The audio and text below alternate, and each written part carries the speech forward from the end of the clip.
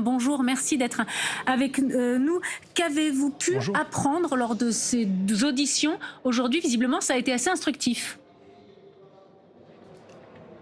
Mais ce qui est très instructif, c'est que ces auditions, elles éclairent la valeur de la parole de François Bayrou, du Premier ministre, puisque nous avons sous serment un ancien juge d'instruction et un ancien gendarme, tous deux personnalités professionnellement reconnues, très expérimentées, qui, point par point, contredisent entièrement la version des faits de François Bayrou. François Bayrou a, devant les députés, devant les victimes de Betaram, a toujours affirmé ne pas avoir eu connaissance des agressions sexuelles sur des élèves de Betaram dans les années 1990. Et justifiant de cette absence de connaissance, il sans doute expliquait son inaction. Or, et le gendarme et le juge nous rappellent de façon très méticuleuse et précise que François Bayrou, dès 1998, est informé des faits de violences sexuelles, de viol à Betaram. D'ailleurs, il s'en inquiète pour son propre fils, mais il n'agira pas alors qu'il est à l'époque président du conseil départemental, député, qu'il a la charge notamment de la protection de l'enfance et qu'il aurait pu donc faire cesser les violences à Betaram, ainsi épargner la vie de dizaines, de centaines d'enfants et d'adolescents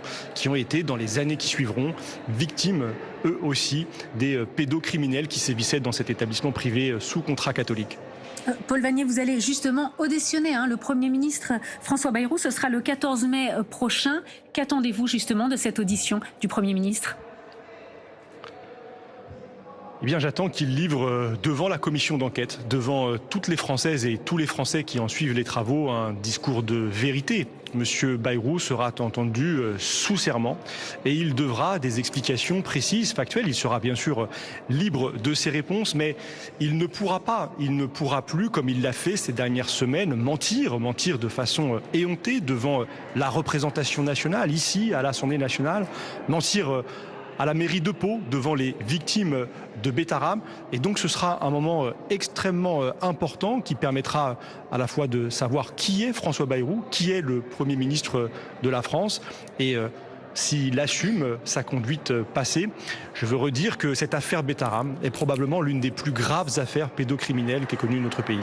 Paul Vannier, qu'est-ce que vous attendez de cette commission d'enquête au-delà de l'affaire Betaram dont on parle? Cette commission, elle est sur les violences dans les établissements scolaires. Qu'est-ce que vous espérez comme effet de cette commission sur du plus long terme? Eh bien, nous espérons, avec Violette Spilbout, ma co-rapporteure, identifier les défaillances dans les mécanismes de contrôle par les services de l'État, des établissements scolaires et des mécanismes de contrôle qui, en principe, doivent identifier des faits de violence pour les faire cesser. Force est de constater que ces mécanismes sont aujourd'hui insuffisants, défaillants.